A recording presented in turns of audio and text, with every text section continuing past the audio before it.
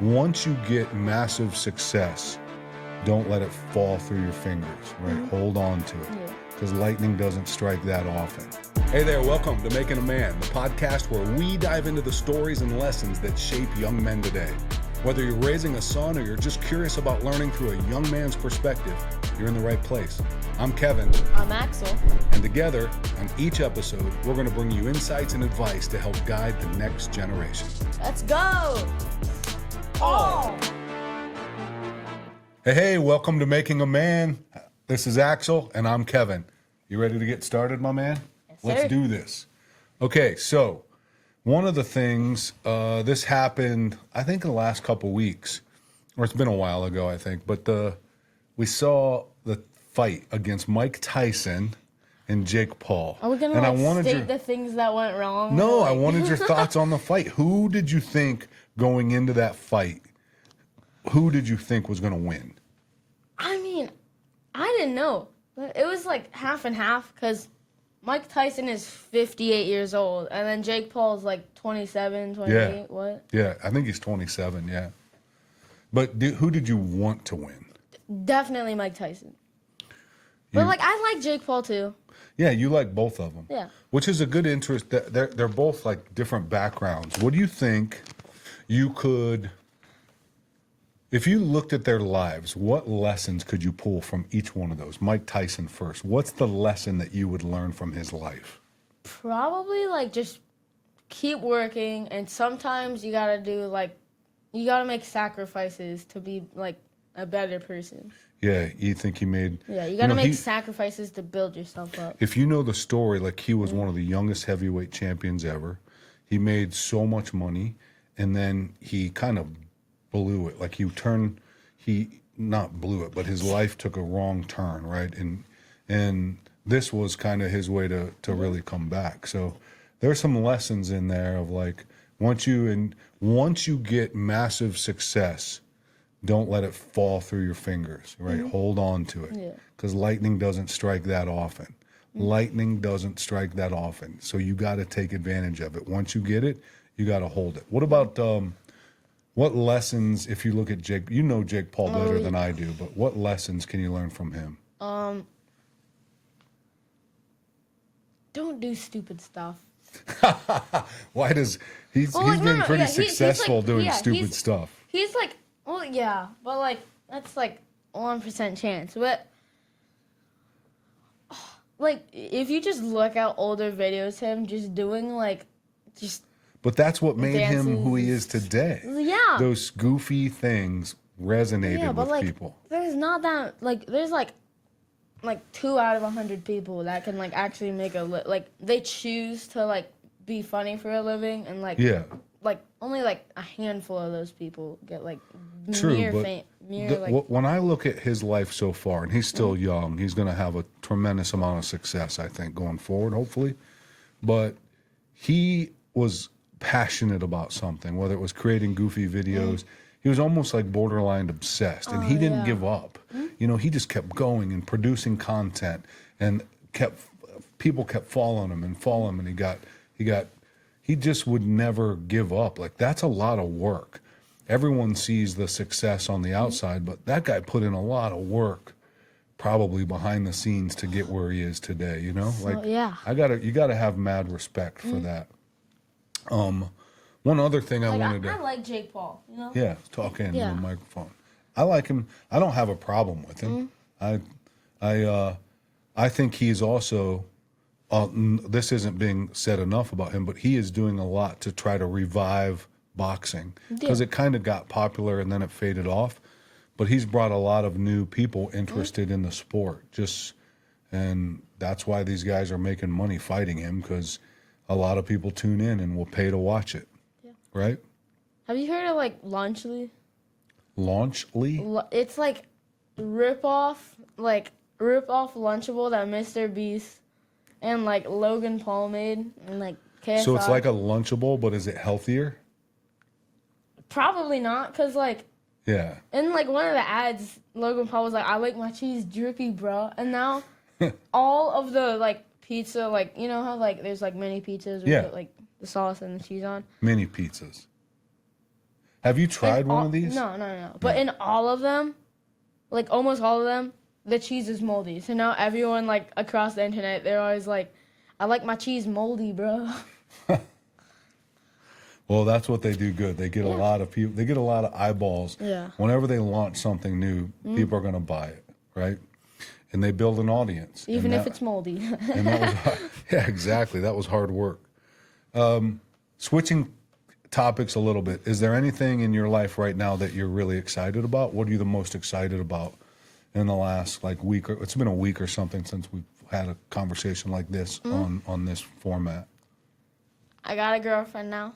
Oh, that's right. You got a girlfriend. Your first one. No?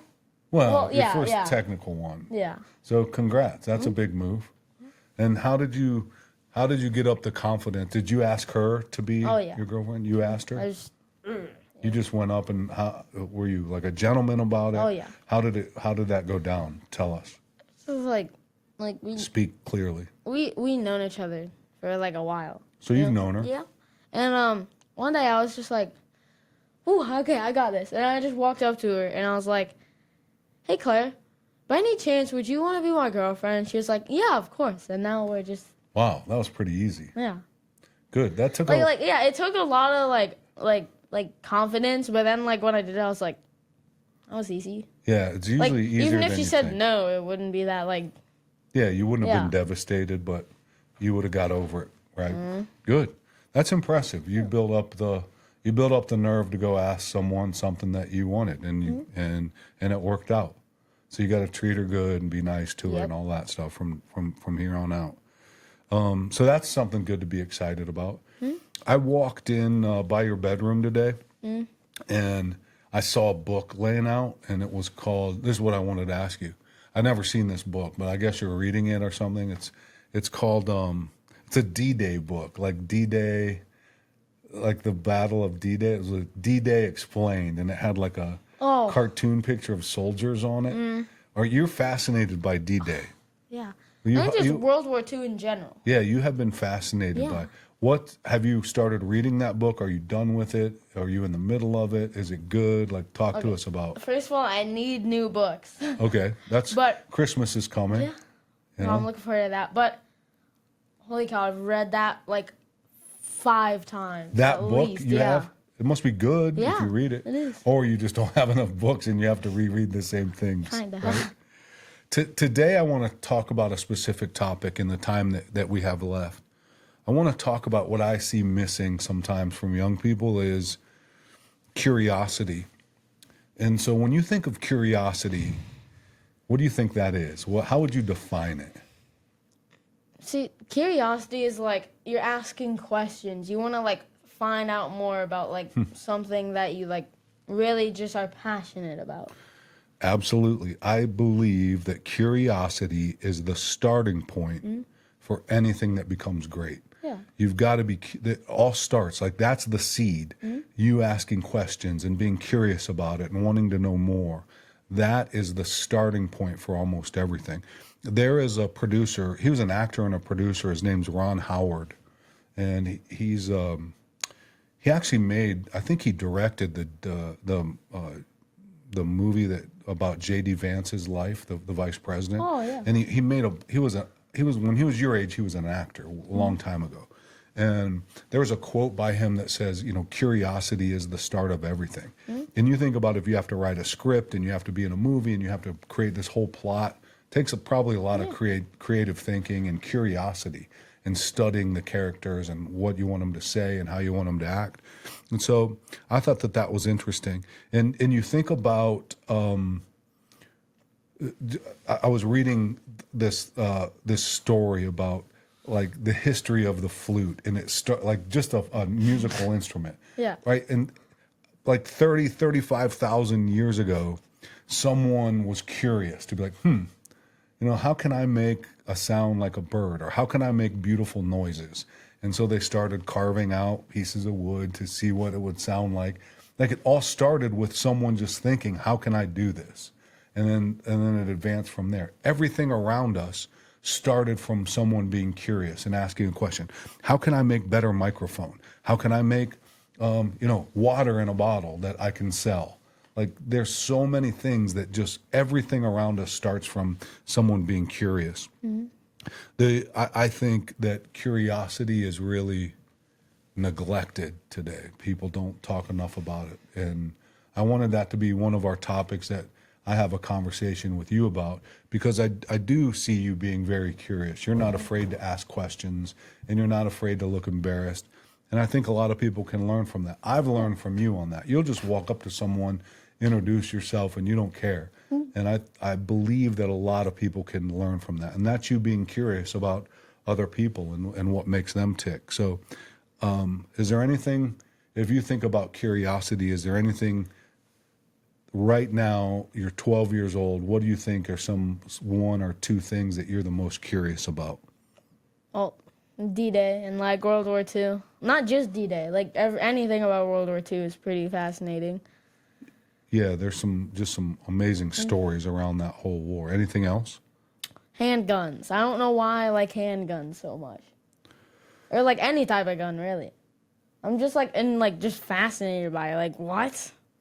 Yeah, when you were little, it's still up on your wall, and you want me to take it down, but you have all these Nerf guns that you used to shoot around the hallways, and you're probably too old for those, you think?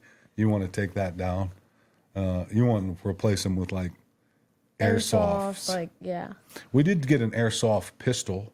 We shoot at targets on it. Kind of got jammed, but... Yeah, it did get jammed. How did it get jammed? Like, I'm just like, what? I don't know. We probably needed to buy a higher quality one. There's like a BB stuck in a spring, and we can't... I also wanted to say, from my experience of watching curious people, curiosity helps you connect the dots. And the reason I say that, I'm going to ask you a question and see if we can... So if you were to tell someone the three things, you play goalie at soccer, right? What are the three things that are important to know about being a soccer goalie? If you had to narrow it down to three things and nobody understood it, these are the three most important things. Okay, I know this sounds crazy, but you have to like getting hurt. Okay. Like you're going to get hit a lot. Yeah. Right? You got to accept it. Just embrace the pain. High tolerance for pain. Yeah. That's a good one. Just be a psychopath. You've got to be a little crazy. And pump up your, like, when I say psychopath, don't actually be a psychopath, but, like, just pump up your team, be, like really energetic. Because you're back there screaming at people where to be and like, how to go. Pull left, pull right, like, stuff like that. And you're like, kind of the, like, tribe leader out there. You got to, like, tell people what to do. And, like, if you don't like that, then... Yeah. You have to be a leader. Yeah, you have to, You have to be willing to... You have to be, like, willing to tell people what to do. Yeah. So the reason I bring that up is whenever you get curious about something, connecting the dots around curiosity. Think about any other thing in life that what you just said, those three things, you can apply to other areas in your life. And when you're curious about things and you take an area that you've been successful at, and you just said the three most important things to know about being a goalie, what if you wanted to be an actor or a comedian or whatever else it is? Those three things would also be important in a pursuit of that. You want to be a successful business person. Your first thing, you have to have a high pain threshold. You're going to get knocked down all the time, right? You're going to fail in business. You're going to fail at trying something new. So you have to have a high pain threshold. You have to be a little bit crazy because not everyone's going to do that. Not everyone wants to go through that cycle. And last but not least, you have to be pretty outspoken. You have to be a leader. People, if you're going into business or you're doing anything else, you need people to follow you. And if you're not an outspoken leader that really believes in what you're telling people to do and you believe in it passionately, you're not going to have any followers. So the point about being curious is you can be curious about something. You can learn from something else where you're exceeding in your life and apply it to somewhere else that you're curious, and the same principles apply. Yeah. Does that make sense? Good. The other thing I wanted to say is I think that the last thing I'll say about curiosity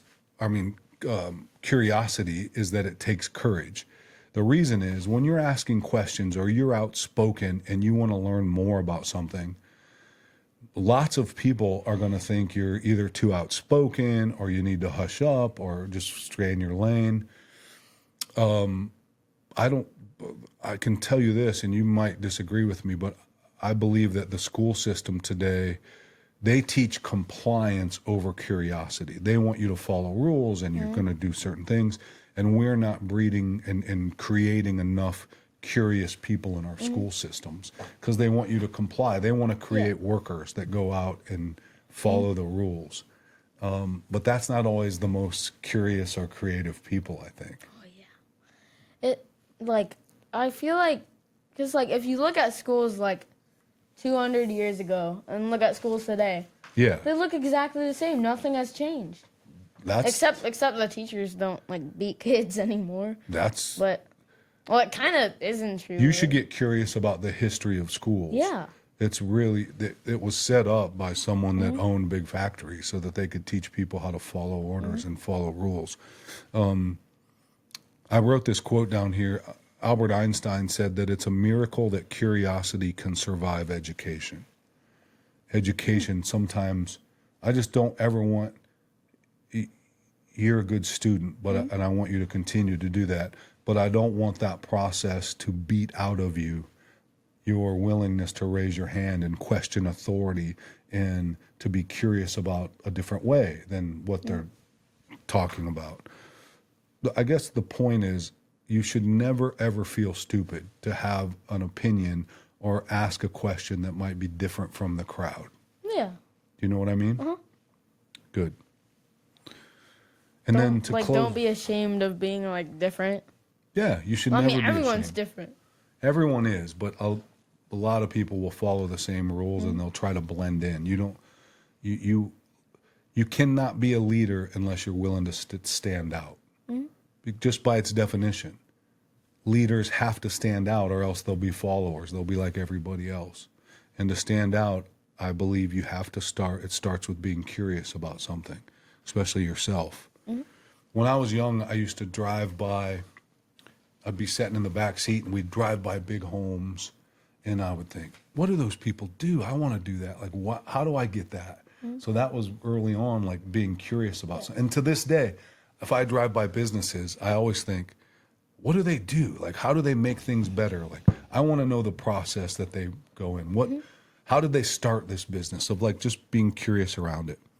And there's this picture that I have. Do you know who Steve Jobs is? Have you ever heard of that? Yeah. Do you know what he did? Microsoft or Apple? One of Apple, those. yeah. Bill Gates was Microsoft. Steve Jobs was the creator of Apple. There's this picture of him, and it's a black and white picture, Axel, and it's him when he was very young, and he's in India. And before he became super successful, he went to India. He was just curious about how do I become a better person. And I look at that picture, and it makes me think of what he said about that time he spent there. He went there, and he learned that successful people follow their instinct more than their intellect. So you ever have a gut feeling about something and you're like, boy, I should do this or I should do this.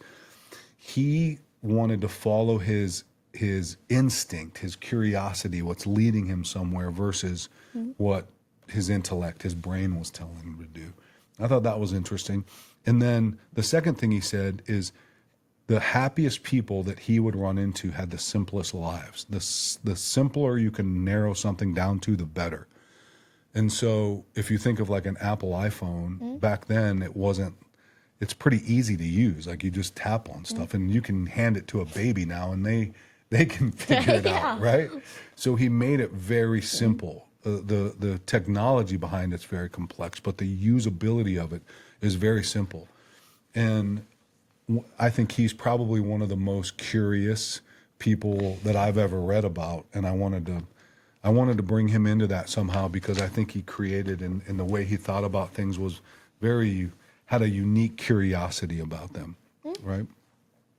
So we've got some good interviews lined up with some really cool people that I'm excited. So Thanksgiving's coming. I'm thankful that you're my son and I'm thankful that we're doing this together. Anything else you want to add? I'm thankful for all the people that come on here because they just Yes. take time out of their day to just like answer some questions. Yeah, and we've learned a lot from them so far, and I'm excited. I'm excited for more of our guests to come on. I think we're going to have some good ones. I'm thankful you're just doing all this. Oh, it's fun. Yeah. I enjoy doing it with you. I Me really too. do. All right, I think we're out for today. Yeah. Right? Good job. Let's do. Oh. Thanks for joining us today on Making a Man. If you found value in today's episode, don't forget to subscribe and share it with others. Together, we can keep inspiring and guiding the next generation. Thank you. See you next time. Oh!